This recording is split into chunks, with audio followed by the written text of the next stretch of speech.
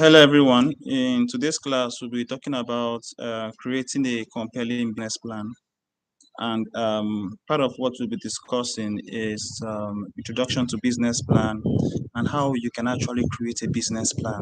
What are the importance of business plan, and why is business plan important? Actually, why is that? Okay, for every establishment or for every grant you are trying to write, for every proposal you are trying to write, they'll actually ask you, do you have a business plan? So in today's class, we'll be talking about how to create a compelling business plan. Now, I'll be sharing my screen with you so that we can all follow, so that everyone can follow.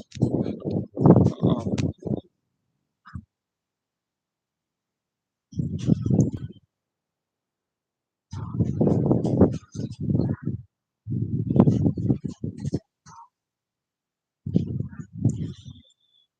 okay, so for today's this thing, we'll be talking about sharing. Let me just continue.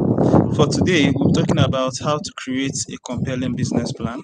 And what's a business plan? A business plan is a document that actually talks about everything about your business, what your business is doing, and how you intend to structure your business. What's your plan for your business for the next 5, 10 years?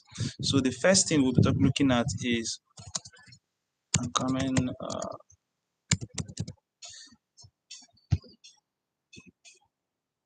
The first thing we'll be looking at here is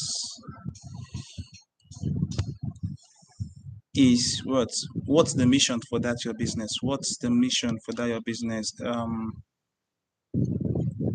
What do I intend to gain? I know that, okay, let's say we are trying to say we want to go into farming.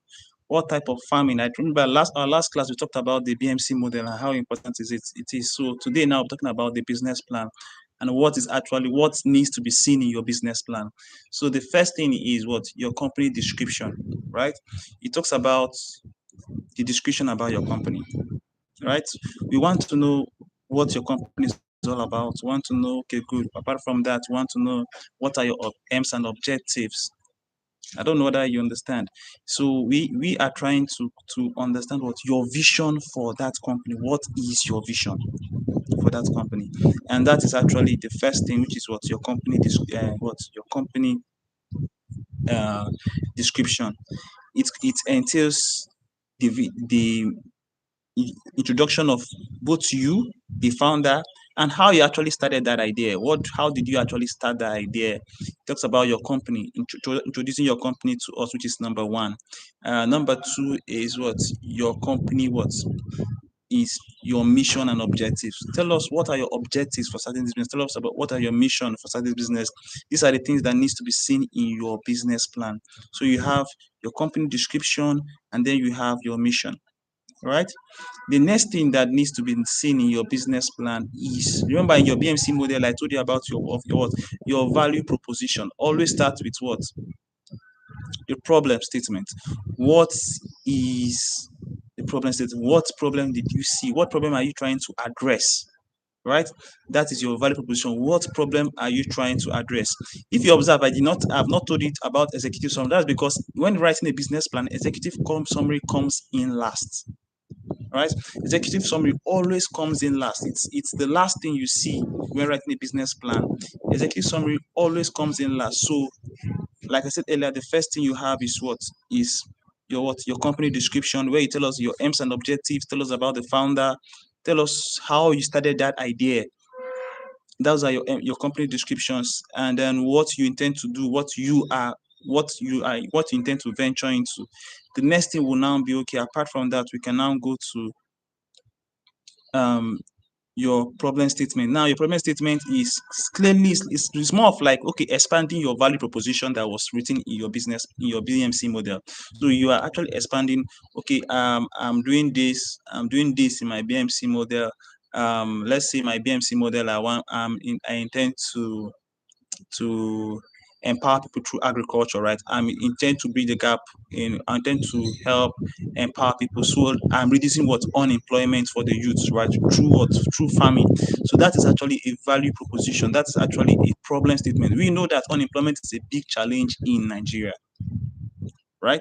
So that is actually what that is a problem statement. So you can actually say tell us your problem statement, tell them, you write down your value proposition, expand. This is where you expand your value proposition, right? Aside that, the next thing that needed is to be seen in your business plan is your products and services. Product and services. What will you be doing? What will you be doing in that your business? What will you be selling? Right? So you need to actually, that is your key activities now. Those will contact those will contain your product and service. See, I'm linking it to your to your BMC that has been written.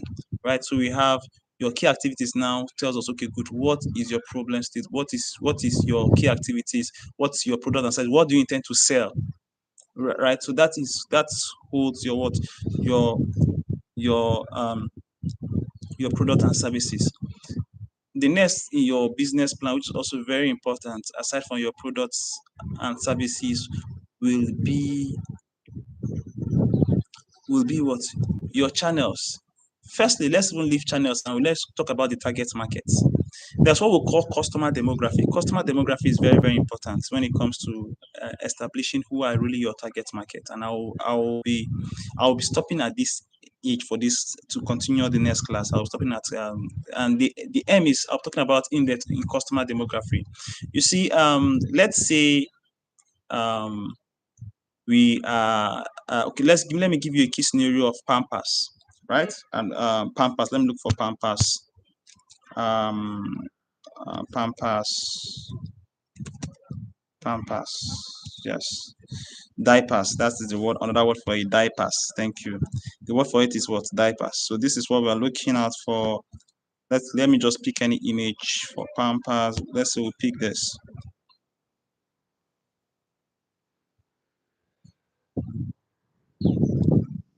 So okay, let me just like stream this so that we can see. You can actually see the entire screen what I'm doing, and you see that these are all what different Pampers. And if you observe in Pampers, these are Pampers right now. You find out that what, even though the product is made for kids, kids are the consumers. Who do you think that will be the target market? If we were looking at the diaper markets, who are the target markets? For diapers, let's say you are entering into an industry of what of people that produce diapers for children, right? Or you sell items for kids. Who would be your target market? Because there is a difference between what a consumer and a customer. There is a difference between a consumer and a customer. Now, a consumer is actually somebody that uses what that product you are producing, right? A customer is someone that buys the products.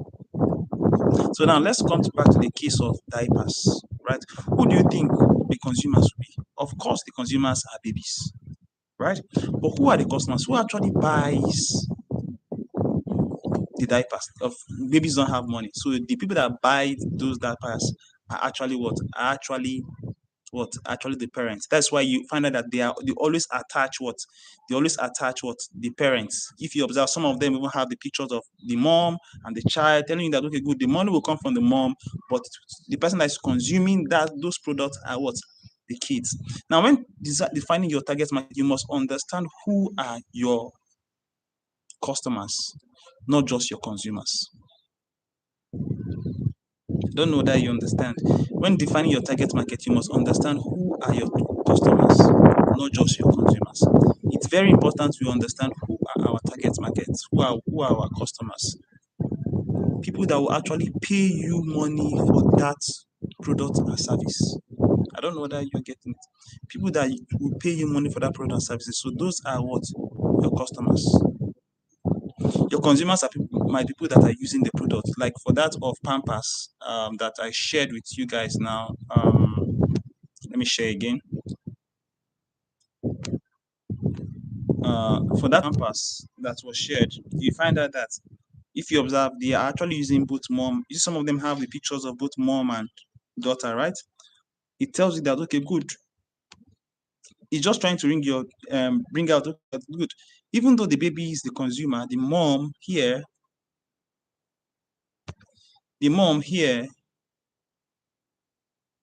Oh, it's taking me to Amazon. All right, let me just end this.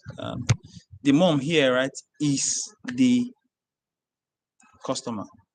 So you know that parents are the customers. They are the ones what paying for that your product. So you have consumers, and then you have customers. Who are your consumers, and who are your customers? There might if you are selling products for kids, you must understand that your consumers and your customers are not the same thing. Your consumers might be those kids, but your customers might be what the parents, right? So those are all the guardians of those children. Those are so the next thing you need to think about is your customer demography. Especially when creating a product, you must understand where do my custom where are my target markets? Where are they actually located? I don't know whether you understand.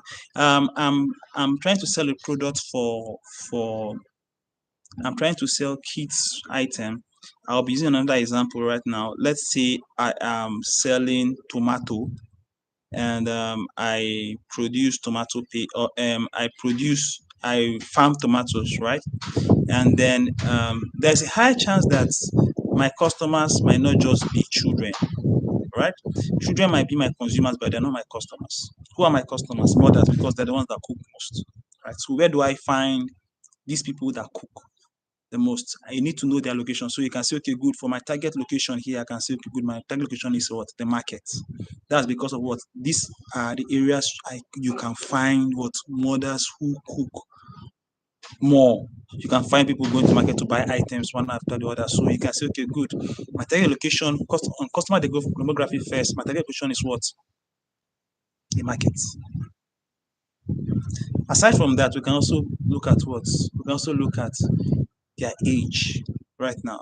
So what do you think will be their age? What do you think are the age of my customers? It might not be perfect, but it gives you a perfect demography. You have a perfect picture of who your target market is, and you must understand who is buying from you for you to know how to refine your products and to suit your product to fill in their taste.